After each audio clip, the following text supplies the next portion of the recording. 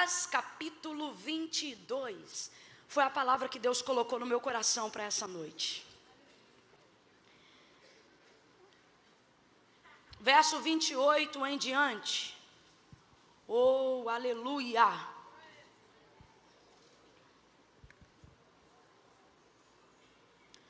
Lucas 22, do verso 28 em diante. Quem achou pode dar um amém. Amém. Diz assim o texto: Vós sois os que tendes permanecido comigo nas minhas tentações. E assim como meu Pai me confiou um reino, eu o confio a vós, para que comais e bebais a minha mesa no meu reino, e vos assenteis sobre os tronos para julgar as 12 tribos de Israel.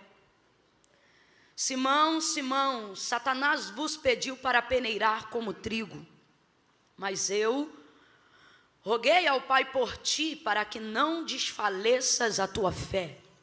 Então, quando tu te converteres, fortalece os teus irmãos. E respondeu-lhe Pedro: Senhor, eu estou pronto para ir contigo para a prisão e até a morte. E tornou Jesus a dizer: Digo-te, Pedro, que não cantará hoje o galo antes que 3 vezes tu negues que me conheces. Somente até aqui você diz amém por essa palavra. Eu vou contar de 1 a 3, e quando eu disser 3, você vai liberar sobre a vida da pessoa que está ao seu lado uma palavra que determina o rumo profético daquilo que eu acredito que foi o motivo pelo qual Deus nos reuniu aqui nessa noite, depois de adorá-lo. Quando eu disser 3, você vai virar para a pessoa que está ao seu lado e vai liberar uma palavra, irmãos, que determina esse rumo para a vida dela, para a minha vida nessa noite. No 3, você vai dizer assim para ela: amadurece. Calma que eu não contei até 3 ainda. Só no 3, tá bom? Eu conto 1, segure a mão dela ou dele com firmeza. Faça essa pessoa perceber que ela sentou-se ao lado de alguém que veio aqui com propósito. Não faça disso um momento esquisito, não faça disso um momento estranho. Não segura meio requenguela. E se for para fazer aquela carinha do emoji que vai virando o olhinho porque não gosta de falar para o irmão que está do seu lado, não faça, porque a palavra de Deus diz que o que não é por fé é pecado. E aqui ninguém é obrigado a nada. A adoração verdadeira é espontânea, e o que é espontâneo é voluntário. Agora, se você entende e acredita que muitas vezes, para Deus chegar em alguém, Ele pode usar anjo, pode usar o que for, mas normalmente a prioridade de Deus é passar por nós, a fim de chegar em alguém. Se você entende que a vida de alguém pode ser abençoada num aperto de mão, se você entende que a vida de alguém pode ser alcançada por causa da intrepidez, da unção que ocupa a sua vida, segure com firmeza e faça essa pessoa perceber que você não veio fazer uma social. Faça ela perceber que calhou dela sentar ao lado de uma profetisa do eterno. Segure a mão dela aí. Segure a mão dele se você estiver ao lado de um homem. Segure com firmeza. Eu conto 1. Tire o sorrisinho de canto de boca, porque Deus quer falar conosco muito seriamente. Eu conto 2. Deus vai passar pela boca de alguém agora, através dessa palavra. Irmãos, em nome de Jesus, julgos antigos serão despedaçados pelo poder da unção de Deus neste lugar. Todo mundo aí fora, conosco agora, 2,5. Quando eu disser 3, você vai chacoalhar e vai dizer para ele ou para ela: amadurece, amadurece. Aí para o vizinho da ponta não achar que você foi usado só para um, você repete a mesma coisa para o outro, tá bom? 3, libera a palavra, vai. É tempo de amadurecimento. Oh, aleluia! Glória! Aleluia! Amadurece.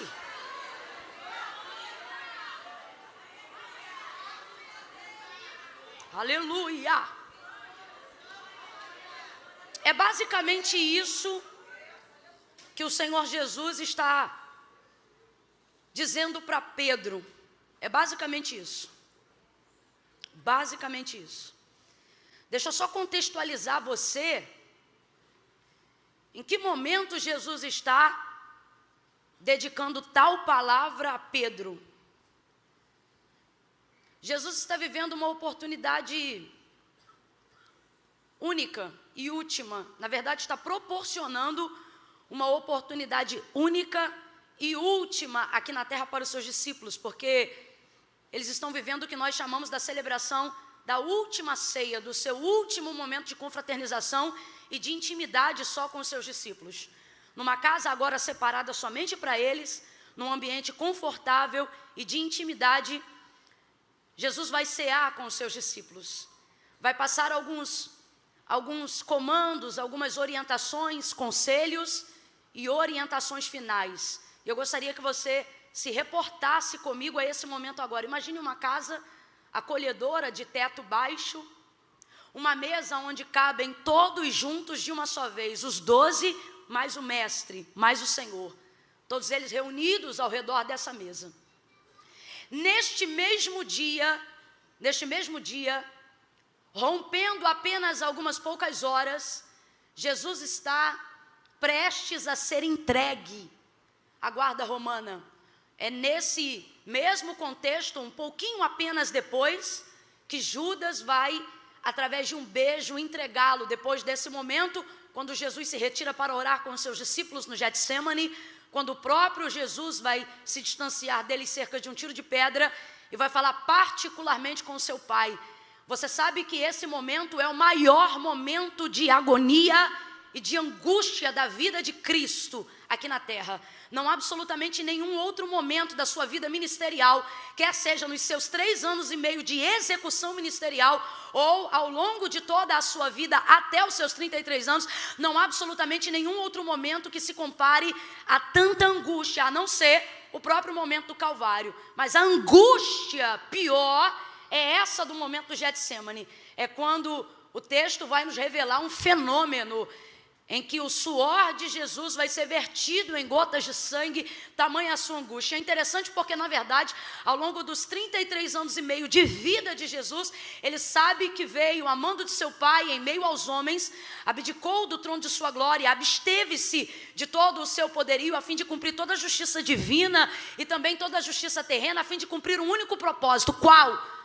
Ser entregue por amor de todos nós, ser entregue para que a cédula do pecado que havia contra nós, que fosse rasgada, ser entregue para nos religar de volta a Deus. Durante toda a sua vida ele soube disso.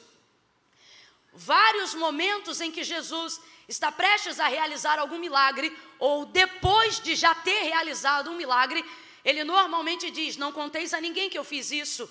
Ou ele diz: ainda não é chegada a minha hora, quando na verdade operou o milagre que Maria, sua mãe, estava acabando de pedir acerca do primeiro milagre que foi realizado nas bodas de Caná. E qual é a hora? De que hora ele estava falando? Ora, ele falava do seu momento de morte de cruz. Ele entende que toda a sua vida terrena, que toda a sua vida carnal, que toda a sua vida humana, ela estava caminhando para um momento em específico. Essa era a hora. Agora veja, a angústia que envolvia Jesus, ela era tão grande no Getsemane, que mesmo consciente de que toda a dedicação da sua vida, durante os seus 33 anos e meio, culminaram para a realização desse momento. Ora, se durante todo o tempo essa hora ainda não tinha chegado, pois bem, chegou a hora, e mesmo consciente disso, ele vai orar, e ele vai dizer: Pai, se possível for.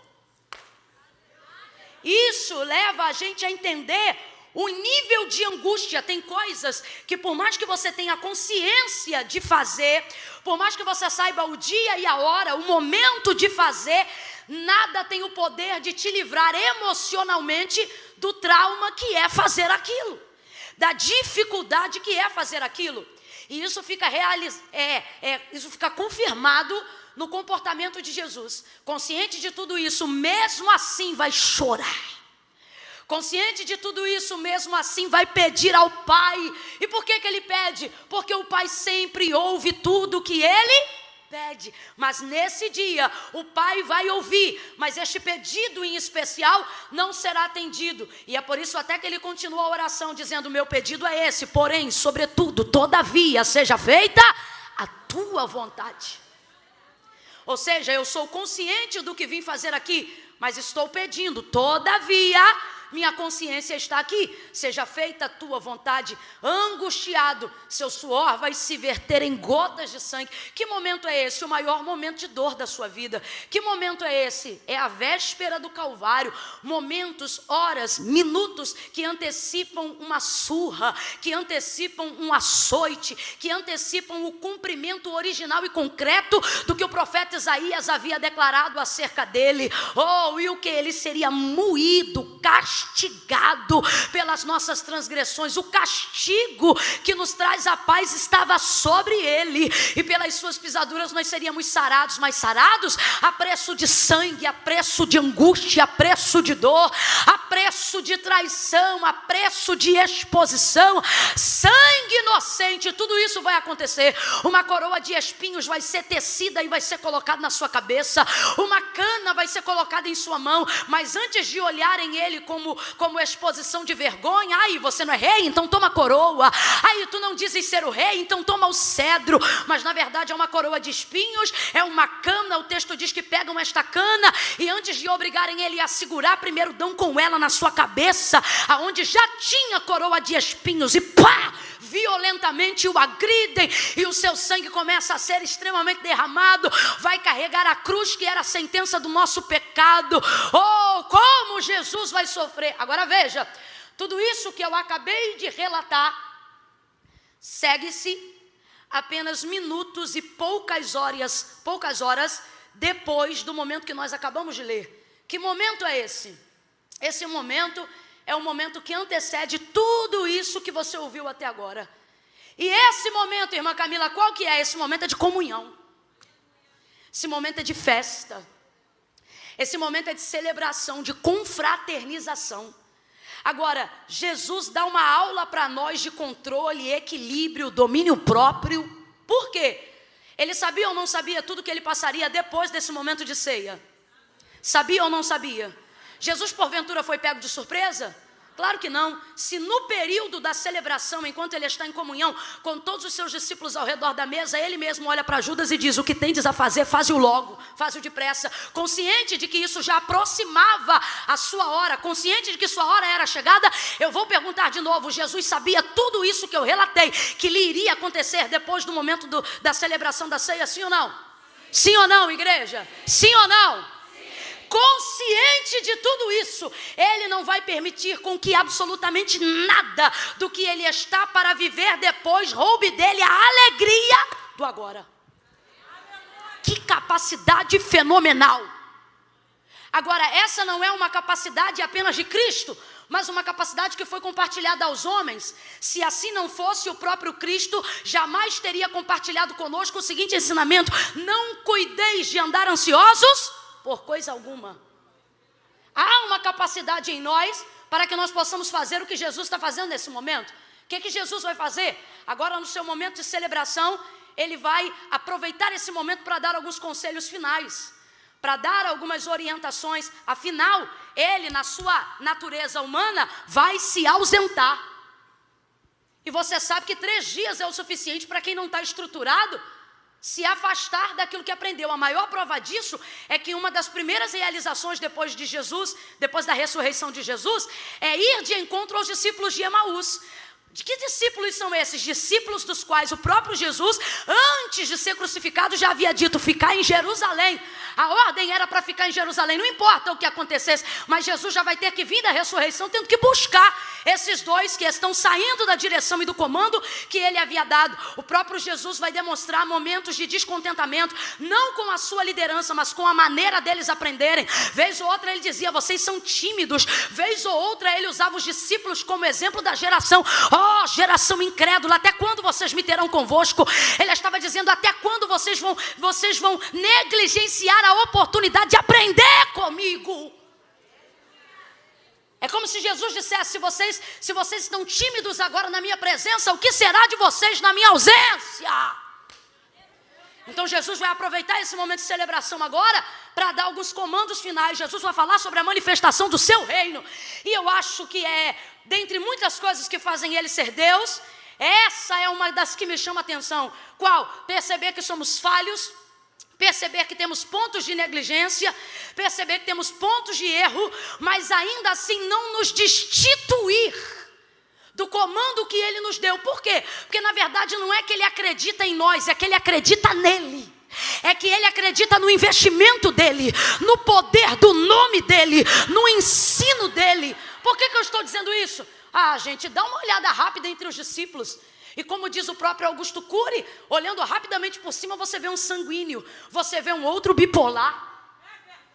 E Jesus está entre todos eles, sabendo que um deles é o traidor e ainda assim consegue chamá-lo de amigo. Jesus está sendo hipócrita, leviano, sagaz? Não. O que Jesus está dizendo? Aquilo que você faz contra mim não muda quem eu sou para você. Amigo, amigo. Uma das coisas que fazem de fato Deus ser Deus na sua divindade é a consciência que ele tem, se assim eu posso dizer, de que ele sabe que faz por nós coisas que ele sabe que nós não somos capazes de fazer por ele, e mesmo assim continua fazendo, continua livrando, continua guardando, continua curando, porque a sua ira dura só um momento, mas a sua misericórdia se estende de geração em geração. Participando desse momento agora com seus discípulos e dando esse comando, Jesus vai dizer: olha, como meu pai me confiou um reino, eu confio esse reino a vós. Jesus não permite com que aquele momento seja destruído no coletivo por causa do que ele vai passar no individual. Jesus está dizendo a alguém hoje aqui: até quando você vai destruir o coletivo por causa de problemas individuais? Até quando nós vamos permitir que a nossa ansiedade não domine só a gente, mas também destrua o ambiente do lar, destrua a convivência conjugal, destrua a paz do ambiente de trabalho? Consciente de que vai viver todas essas coisas, o controle está em suas mãos. E o texto diz, irmãos, agora avalia comigo esse dia. Vamos comigo lá para aquela sala onde Jesus está com seus discípulos. Ele pega o cálice, ele pega o suco da vide e ele diz assim: este agora é o meu sangue que é entregue por vós. Eu estou fazendo essa aliança com vocês. Quem é que gosta de culto de ceia? Diga amém. Quem aqui costuma ter uma roupa especial porque tem em grau mais elevado o culto da ceia? Diga eu aqui. Eu sei como é. É um culto que a gente chora mais, é um culto que a gente se entrega mais, porque a gente sabe do que está sendo lembrado. Agora imagine um culto, abre aspas, é só para você entender. Imagine um culto onde o homenageado é o celebrante. É só para você entender a oportunidade que os discípulos estão tendo ali naquele momento. Você imagina, irmãos, se por muito menos numa imagem não corpórea, mas na manifestação do Espírito, quando ele passa na igreja, já tem gente que cai de um lado, outro que chora 3 dias, outro que não consegue falar português, outro que é batizado no Espírito Santo, outro que é curado na hora, e quando alguém pergunta o que é essa doideira, você diz: Jesus passou lá no culto, rapaz, Jesus passou lá na palavra. Oh meu Deus, eu recebi uma coisa de Deus. Agora você imagina o lugar em que o próprio Jesus, sendo o Senhor, é também o dirigente do trabalho. É mais ou menos isso, é mais ou menos isso. Aí ele mesmo pega, ele diz: olha, está aqui, esse é o meu sangue que é entregue por vós. Aí ele parte o pão, e eu não sei, mas me parece que esse partir do pão é de um jeito que só quem for para as bodas do Cordeiro vai ver de novo. Porque os discípulos no caminho de Emaús andam com o Cristo ressurreto, andam com ele, falam com ele, ouvem ele, olham para ele e não identificam que é ele. Mas quando entram na casa, o texto diz que ao partir do pão um catuca o outro e diz: é ele. Que partir do pão é esse? Aí ele parte o pão e ele diz: olha, este é o meu corpo que é partido por vós. Ele diz: olha, eu vou fazer uma aliança com vocês. Enquanto todos nós não estivermos juntos para beber disso aqui, no meu reino eu não tocarei mais no suco da vide. Meu irmão, se tiver uma adega no céu, ela está guardada desde o dia que Jesus subiu, para poder dizer: eu só vou tomar de novo quando vocês se assentarem à minha mesa comigo no meu reino. Fez com eles uma aliança extraordinária. Quem está conseguindo se transportar para esse momento, diga glória a Deus. Quem está conseguindo se imaginar ao redor da mesa, imaginando o próprio Jesus servindo e conversando e sorrindo e amando e perdoando e instruindo? oportunidade, eu vou viver ela. Eu vou viver ela. Assim como Ele é, nós seremos. E como Ele é, nós o veremos. As bodas se aproximam. Agora os discípulos tiveram a oportunidade de viver uma prévia disso. Aí olha, gente, que coisa extraordinária. Prestes a viver tudo isso depois, o texto diz que, tendo ceado, cantou um hino. Que será que Jesus cantou? Agora você imagina, se a pastora Marilé cantando, a gente já se arrepia. Eu fiquei chocada. Não. Aí fiz assim para ele. Quando vem alguém cheio de Deus e ministra, a gente diz, meu Deus. Você imagina Jesus terminando a ceia e puxando uma canção. E tendo dado graças, terminou ali e cantou um hino. Olha para alguém aí e diga, cante. Como assim, irmã Camila? Ora, gente, aqui. Vai ser cuspido, vai ser vituperado, vai ser exposto, vai ser moído, vai ser crucificado, vai receber canada na cabeça, vai receber coroa de espinhos, vai carregar a cruz, vai ser entregue por Judas, vai colocar a orelha de Malco no lugar, vai ser negado por Pedro. Tantas coisas acontecerão depois deste momento, mas veja, nada do que Jesus vai viver depois rouba dele a alegria de entender o que ele está vivendo agora. Irmã Camila, o que você está dizendo? Tem alguém aqui dentro dizendo, oh, que noite abençoada, como é bom ser ministrado por hinos, mas amanhã meu dia começa, amanhã eu tenho um julgamento, amanhã eu tenho uma providência na justiça, amanhã eu tenho que pagar uma dívida, amanhã eu tenho que ir na casa lotérica, amanhã eu tenho que negociar uma situação, amanhã eu tenho que assinar uma carta de divórcio, eu sei lá, tantas coisas para resolver depois, e você não consegue, você está se dividindo entre o culto e o que você vai fazer amanhã, entre o que você está vivendo aqui agora e o que você vai ver amanhã, e no final você não vive nada. Por quê? Porque o amanhã não tem o poder de mudar o seu hoje, e o seu hoje tem poder até de definir o amanhã, mas quando? Hoje? Não, só amanhã. Irmã Camila, o que você está dizendo? Estou dizendo que se eu ficar pensando no amanhã, eu não resolvo nada, mas se eu viver hoje, eu chego amanhã preparada, eu chego amanhã fortalecida, para receber o que eu tiver que receber, perder o que eu tiver que perder, assinar o que eu tiver que assinar. Quem é Jesus? Jesus é alguém que tem um controle incrível, ele não permite com que aquilo que vai viver amanhã roube dele agora. Jesus está dizendo a alguém aqui, cante nessa noite, celebre nesta noite, adore nesta noite, o que você vai fazer amanhã já está entregue na mão de Deus, então celebre a comunhão hoje, adore hoje, dê lugar a Deus hoje, fale com Ele hoje, dê o melhor glória a Deus que você puder hoje, o melhor aleluia hoje é hoje. Aí Jesus canta e vai dar instrução para eles. Olha, como meu pai me confiou um reino, eu confio esse reino a vós. Dentre essas Jesus vai dar outras instruções. Só que olha que coisa louca que vai acontecer nesse contexto. Quando Jesus termina de fazer isso e canta um hino, gente, eu já ia estar arrebatada. Termina, olha o que o texto diz. E levantou-se entre eles forte discussão. Como é que alguém discute depois de uma ceia dessa? Sabe por que está dizendo levantou-se entre eles forte discussão? A coisa ficou tão feia que houve gritos. Quando alguém tem necessidade de exaltar a voz para poder falar mais alto do que o outro. Agora tu vê, depois de beber do cálice, depois de comer do pão, o pau quebrou. Tem gente que está em casa e quando termina o culto, dependendo de como você chega em casa, tem o mesmo espanto que eu nesse texto. A vontade de perguntar é assim, está vindo da onde?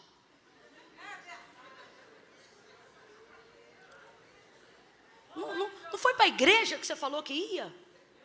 Foi para a igreja. Não, mas já chega... Aí o culto foi uma benção, mas quando você vê a louça na pia... Você é miserável, vocês não lavam um copo. Eu não posso beber uma água, porque vocês só sabem beber. Encher a garrafa, ninguém enche, seu desgraçado. E lá, lá, lá, e lá, lá, lá, e lá, lá, lá. E o pau começa a quebrar. Depois de você quase ter sido arrebatado pelo poder da igreja. Chega em casa virada no giraia. Chutando tudo, reclamando, brigando com o marido, reclamando do chinelo da porta de quem não tirou as fezes do cachorro do quintal, reclamando da toalha molhada em cima da cama. Isso é só para a gente refletir. Só que o caso aqui é muito mais sério. O conteúdo da forte discussão entre eles era que eles começaram a pensar quem seria o maior entre eles. E por que essa discussão começou entre eles? Porque não é coincidência. Jesus começa a falar da sua ausência. Eu vou para o meu Pai, fiquem direitinhos, faça tudo que eu mandei. Jesus está falando que vai se entregar, que logo, logo ele não estará mais entre eles. Ou seja, quando eles percebem a manifestação da ausência de Cristo, logo eles pensam quem é que vai ficar no lugar de líder. Primeira coisa, Jesus não pode ser substituído por ninguém. Segunda coisa, quando uma cadeira ficar vaga, antes de ocupá-la, primeiro chore a ausência de quem não está mais lá. De vez em estarem chorando pela ausência de Cristo, estão pensando quem é que vai ocupar o seu lugar. Pois eu lhe digo, quem não chora a ausência de quem perdeu, não é digno de ocupar o lugar de quem estava antes. Começam a brigar para saber quem é o maior, para saber quem tem mais condições potenciais de estar entre eles. Aí Jesus chega para acabar com a discussão. Acabou de cear. Jesus chega para acabar com a discussão. Quando eu estive entre vós, sou eu o maior no meio de vós, sim ou não? Estou parafraseando. Sim, o Senhor é o maior. Pois então, agora, estando entre vós, eu poderia ser servido, sim ou não? Sim, o Senhor devia ser servido. Pois é, mas estando entre vós, eu não fui servido, eu vos servi. Sim ou não? Sim, acabamos de viver o episódio da toalha, do lava-pés, o ritual. Então pronto, estando entre vós, podendo ser servido, eu usei o meu tempo para vos servir. Então aprendam como meu reino funciona. Quem quiser ser o maior, aprenda a servir o menor. Quem quiser ser o maior, aprenda a trabalhar. Ao invés de vocês discutirem para ocupar um cargo, comecem a se perguntar como vocês podem ser úteis na obra de Deus. É muita gente orando, querendo ser importante. E Jesus está dizendo, eu não estou procurando quem quer ser importante. Eu estou procurando quem deseja ser útil. Quem deseja ser útil. Pega na mão de alguém, estou sentindo graça de Deus para liberar isso aqui. Segura com firmeza, aí na galeria também, gente. Pega na mão de alguém aí agora e diga, muitos querem ser importantes. Diga, Deus quer que você seja útil. Sacode ela, seja útil. Seja útil, seja útil. Misture essas palmas com glória a Deus e aleluia. Aí na quadra reage também. Aí no estacionamento reage também. Seja útil. Estou parafraseando o que Jesus, dentre tantas coisas, está querendo dizer com eles, para acabar com aquela discussão. Acabou com a discussão. Aqui. Acabou com a discussão na hora. Aí ele vira-se e diz assim, mesmo depois de tudo isso, como meu Pai me confiou um reino, eu confio a vós. Isso aqui para mim é uma manifestação de misericórdia incalculável. Isso aqui para mim é o que Paulo falou, quem nos separará do amor de Deus? É incalculável, não dá para medir a largura, a profundidade. Por quê? O pau está quebrando, ele nem se ausentou, porque querem saber quem vai ser o maior. E consciente de que tipo de pessoas ele está confiando no reino do Pai, mesmo assim ele diz, eu confio a vocês. Você já viu quando nem você acredita em uma coisa a seu respeito, mas tem tanta gente acreditando que você diz, meu Deus, eu tenho que dar um jeito. Deus também trabalha um pouquinho assim. Você já, aqui, trocando para miúdos, você já viu quando você está já no limite e quer quebrar o pau? De repente passa alguém perto de você e diz assim, irmã, a irmã me inspira tanto. Já viu? Já aconteceu isso com você? Já aconteceu o dia que você decide. Você diz assim, hoje eu vou chutar o tabernáculo. Eu vou arrebentar com a tenda. Aí alguém manda um zap para você. Menina, minha vida mudou desde o dia em que você foi lá na minha casa e orou. Olha, te conhecer foi uma bênção. Aí você diz, rapaz, eu não valho nada não, mas para não decepcionar essa irmã. Já aconteceu isso com você?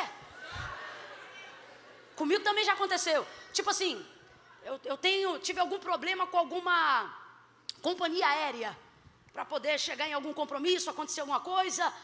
Aí quando eu chego lá, dá tudo errado, a companhia não faz nada direito, e o funcionário não está capacitado para responder, e eu tenho muita dificuldade, não como não saber, eu tenho dificuldade com a falta de humildade em admitir que não sabe. E aí mentir, enganar e fazer qualquer coisa. E aí numa hora dessa eu perco um pouco do controle. E quando eu penso em perder, que já entrou em ebulição dentro, quando eu estou pronta que eu vou quebrar o pau do lado de fora, aí a pessoa olha para mim e diz assim: eu te conheço. E eu ainda vou tentar atropelar. Vou dizer: minha filha, você me conhece, mas uma coisa é uma coisa, outra coisa. Quando eu penso em dizer isso, a pessoa diz: eu admiro tanto você. Aí eu já vou diminuindo. Mas ainda está aqui: a irmã é uma bênção. Aí eu já reio. Muda ou não muda? Deus também faz assim. Você diz: Senhor, não vou dar conta. Ele diz: mas eu já botei na tua mão. Você diz: Senhor, podia ter escolhido outra pessoa. E ele diz: podia, mas escolhi você. Ah, Senhor, mas vão me criticar, não vão gostar. Alguém vai olhar para mim, alguém vai dizer assim: eu acho que você não merecia. E você querendo bater boca, dizer: mas nele me escolheu. Não, não é assim não. Isso aqui é a maior manifestação da graça do Reino de Deus sobre nós. Como assim, irmã Camila? É quando, por exemplo, Deus confia algo a você, quer seja uma família, um marido, um cargo, e por causa da nossa incompetência, incapacidade, desequilíbrio, o momento pessoal da nossa vida, a gente pensa: eu não vou dar conta desse ministério, eu não vou dar conta desse cargo, eu não vou dar conta da minha empresa, eu não vou dar conta nem de ser crente. Irmã Camila, eu acho que eu não vou dar conta de nada, nem da minha salvação. Aí Jesus está dizendo: não precisa dar conta não, só precisa confiar, porque meu pai confiou. Aí quando alguém vê a nossa incapacidade, alguém diz assim: eu acho que você não merece, e a gente quer bater boca. Não tem que bater boca não, tem que concordar, tem que dizer: eu também acho que não, mas ele me entregou mesmo assim. Eu também acho que não, mas ele confiou mesmo assim. É graça. Deus está dizendo a você: você vai experimentar novos níveis de manifestação da graça de Deus sobre a tua vida. Sacode os 2 ou 3 aí e diga: é graça, é graça, é graça. Eu realmente não merecia um marido desse, mas é graça. Eu realmente não merecia ser escolhida, mas é graça. Tem muita gente melhor do que eu, é verdade, mas é graça.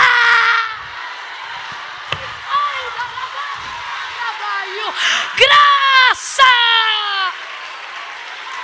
Ei, baraijo!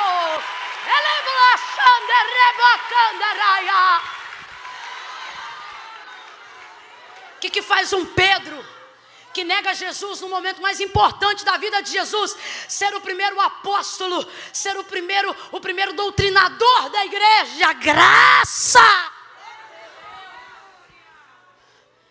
Vamos abolir hoje os julgamentos que temos ao nosso próprio respeito sobre os nossos méritos, porque são eles que estão destruindo a nossa capacidade de desfrutar tudo aquilo que o céu quer nos ensinar, quer nos confiar. Mesmo depois de um episódio ridículo desse, quando eu digo ridículo, é porque imagine, irmãos, o Filho do Deus vivo na celebração do ato mais solene da igreja até o dia de hoje, e o desfecho disso ser uma discussão. Jesus acaba com aquilo, promove a manifestação de sua graça e diz: olha, mesmo assim, é basicamente isso, como meu pai me confiou um reino, eu confio a vós. Eu o confio. Teu marido pode não acreditar em você, teu pai pode não acreditar em você, teu filho pode não acreditar em você. Hoje Jesus te trouxe aqui para dizer: eu confiei algo a você, e eu estou confiando este algo a você. Não transfira a sua responsabilidade de ser mãe. Eu confiei isso a você. Não transfira a sua capacidade de liderar. Eu não estou nem aí se você vai ser a melhor líder do Brasil. Eu confiei a você a capacidade de liderar esse departamento, de liderar essa empresa. Como meu pai me confiou um reino, eu confio a vós. Só que olha que coisa interessante. Tendo dito isso, ele se vira rapidamente para Pedro e diz: Simão, Simão, quem você acha que começou a briga? Os 12 estão discutindo, mas ele só exorta de maneira diretiva um. Quem você acha que começou essa fusaca?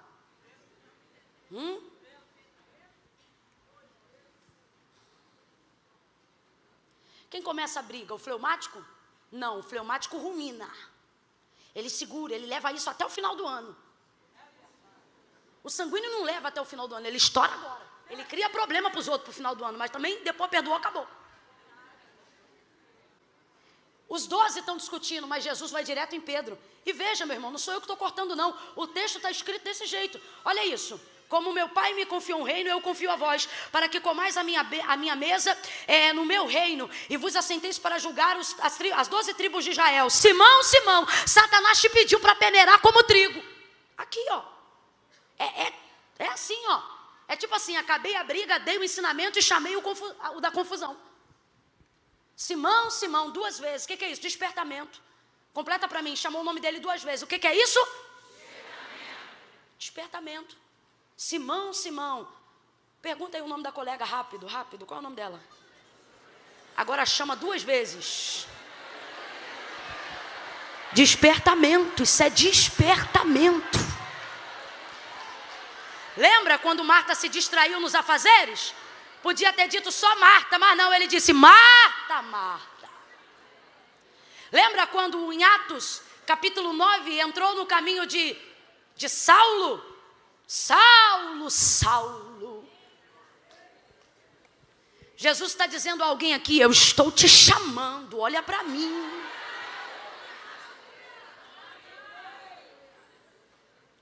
Simão, Simão. Irmão, a confusão pode estar solta. E você pensa, Jesus visita todo mundo. Não, Jesus não visita todo mundo. Jesus visita quem influencia, quem começa. Arão e Miriam, os 2 falaram de Moisés, mas só um viveu a sentença, Miriam. Você pode dizer que é por causa do peitoral de juízo, porque ele era sacerdote, Deus não luta contra Deus. Mas como mulher eu posso te dizer que eu acredito que quem levantou a questão, segundo o texto, foi Miriam. Irmã Camila, o que você está dizendo? Não é o mais importante, mas vale aqui um parênteses. Você está preocupado com o que vai na boca de todo mundo. E o Senhor está dizendo, não precisa procurar ninguém, eu vou no foco. Eu vou aonde começou.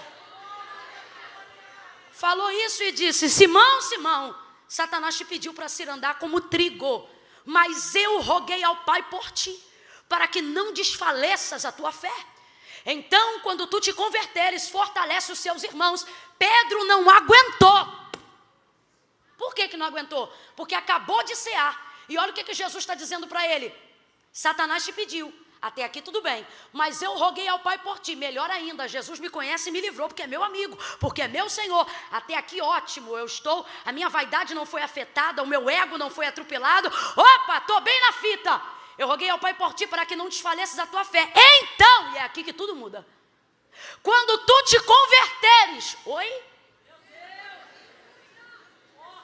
Vou falar rasgado, que é para todo mundo entender. Tomou ceia, mas tu não está convertido. Tomou parte no sangue, bebeu do cálice, comeu o pão, estou te inserindo na videira, estou te inserindo no corpo, mas a obra de conversão não está concluída, tu não é convertido.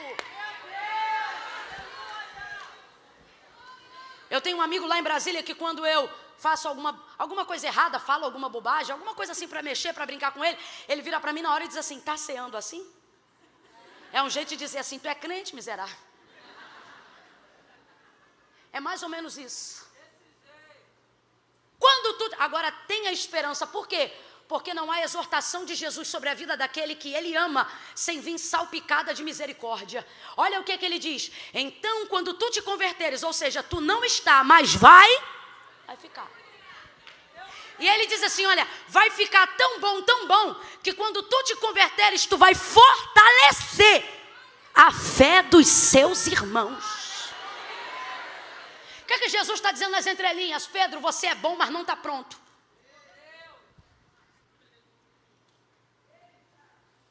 Você é bom, mas não está pronto. Toda vez que eu falo isso, me lembro de um diácono que queria ser diácono. E ele incomodava o pastor final de ano, que era quando a gente tinha a ordenação ministerial, para então, no próximo ano, consagração ministerial. E ali separavam os jovens que seriam diáconos, os presbíteros, os pastores, como funciona dentro do sistema da Assembleia de Deus. Ocorre então que esse cidadão conta a história que ele procurava o pastor, ele dizia, chegando próximo, pastor, me consagra, eu quero ser diácono, eu estou pronto. Eu faço tudo aqui dentro da igreja, eu estou na escala de obreiros, eu ajudo todo mundo, eu fico em pé, eu entro na escala de portaria, eu estou pronto, eu estou pronto, eu estou pronto. E o pastor dizendo, meu filho, você é bom, mas não está pronto. Ah, não, pastor, me consagra esse ano, eu estou pronto, eu estou pronto. Meu filho, você ainda não está pronto. Mas por que eu não estou pronto? Pastor, eu estou pronto, me consagra. O pastor pegou o copo de água que estava no bebedouro e jogou em cima dele. Ele só não manifestou porque demônio não tinha, mas raiva teve de sobra. O senhor é um miserável, o senhor está maluco?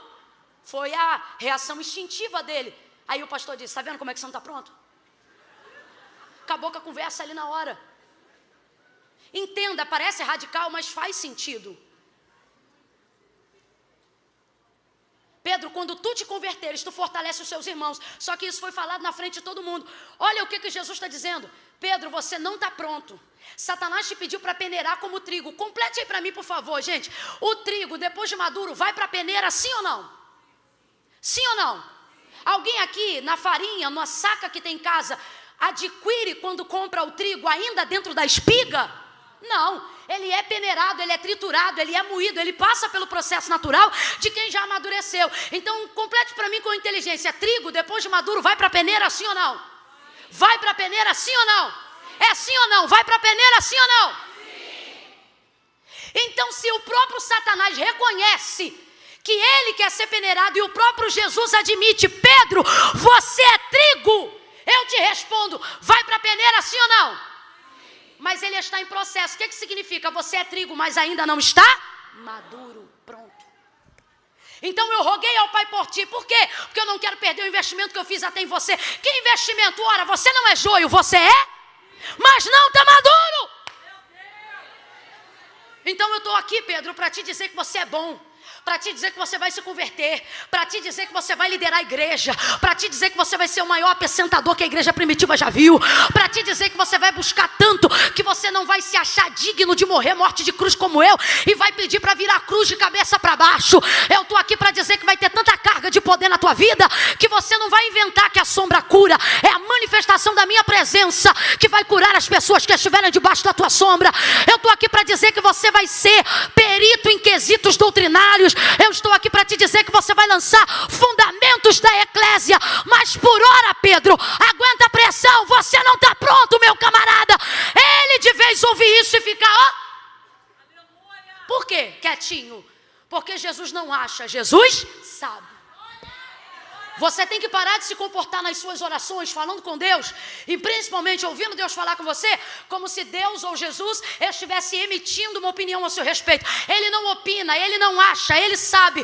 Deus sabe a seu respeito coisas que você só vai descobrir de si mesmo daqui a 10 anos. Ele sabe. Se Deus chegar para você hoje e disser assim, minha filha, você está soberba, não é opinião, é constatação.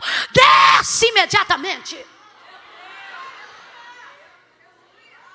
Ao ouvir isso, quando tu te converteres, entendendo o contexto, qual é a dele?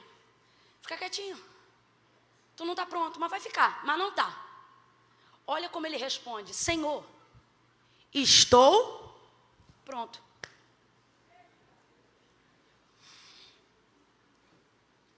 No contexto do que nós estamos ministrando aqui, o que Jesus está dizendo para Pedro é exatamente isso. Pedro, você é bom, mas não está pronto. Aí ele ouve a exortação, ele ouve, o despertamento e de vez fica quieto ou dizer amém, não. Olha como ele responde, estou pronto. Vez ou outra a gente faz isso. Quem fulano pensa que é para falar comigo desse jeito?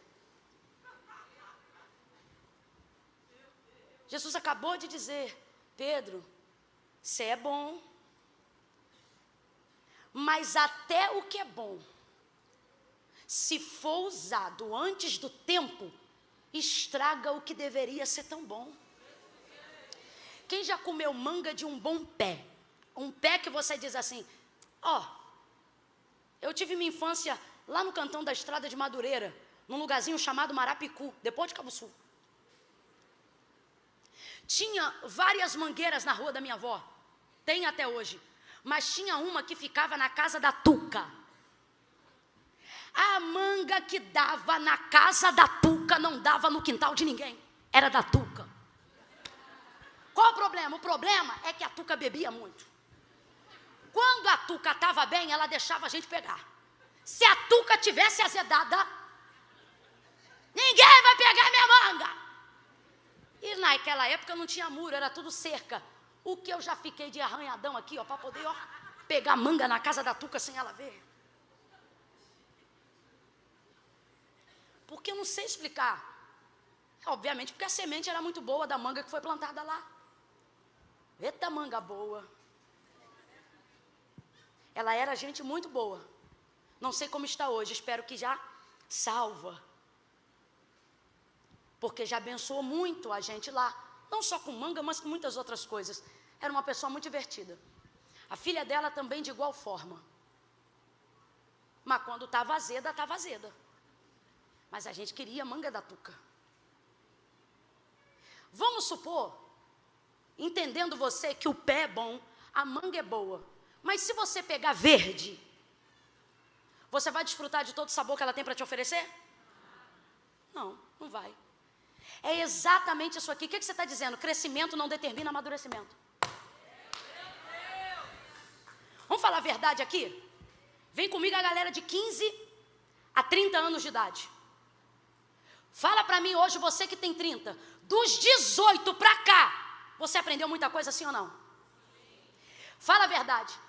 Entre te oferecer hoje dinheiro, casarão, status profissional e se eu pudesse te oferecer assim hoje, ó, eu vou te fazer voltar à idade de 18 com a cabeça que você tem agora. Ah, o que você escolhia? Voltar no tempo, sim ou não? Sim ou não? Mas peraí, com 18 você já é considerada como adulta. Com 30 você também já é considerada como adulta. O que você está dizendo? Você é adulta, mas sente que ainda não estava madura. Imagina se a gente volta com...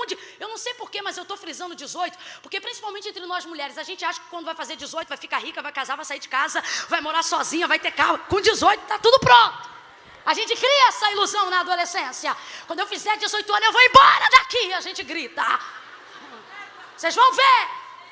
Com 18 anos a gente se vê de carro, a gente se vê com... Meu Deus do céu, a gente não sabe de nada. Ai, Jesus de Nazaré. Imagina a gente com aquela desilusão amorosa com 18, mas com a cabeça de 30. Ele ia atropelar a gente?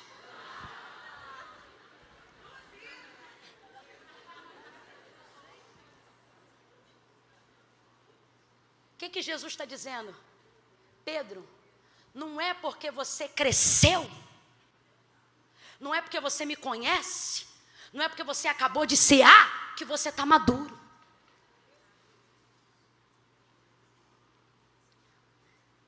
Você pode ser adulto e ainda não ser maduro.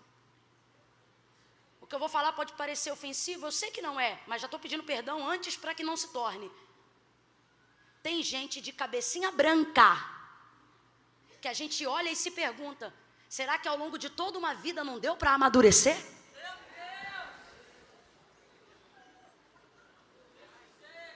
Meu Deus do céu. Por quê? Porque crescer não é sinônimo de amadurecer. Jesus está usando o exemplo do trigo para poder dizer, Pedro, você pode ser trigo, você pode ser bom, mas você não está maduro. Quando você vai para Mateus 13, Jesus fala sobre o que está acontecendo aqui através de uma parábola. Aí ele diz assim, porque no reino dos céus será semelhante ao Senhor que deu a semente para os seus servos. Escute isso com atenção redobrada, por favor, que daqui eu já vou finalizando. Eles foram para o campo e semearam a boa semente. Jesus conta na parábola que a boa semente chama-se trigo. Qual é o nome da boa semente? O trigo representa a vida humana no reino de Deus. O trigo representa a nossa vida, não apenas em Mateus 13, mas por diversas outras vezes relatadas no Novo Testamento, através de contextos da agricultura que Jesus conta. Por exemplo, houve uma ocasião que Jesus passou por uma seara e ele disse assim, vocês dizem que faltam 3 meses para a colheita, mas eu vos digo, olhai para o campo e vede como já está tudo branco, pronto para a ceifa. Jesus está falando sobre as vidas serem alcançadas pela salvação do Evangelho, pela salvação de Cristo Jesus. Jesus está ensinando. Então, o homem representa o trigo, o povo isso. Aí volta para a parábola de Mateus 13, ele diz assim: o meu reino é semelhante à parábola do semeador, que pegou a boa semente da mão do seu senhor e semeou o trigo no campo, a boa semente. Então eu vou perguntar de novo, qual é a boa semente?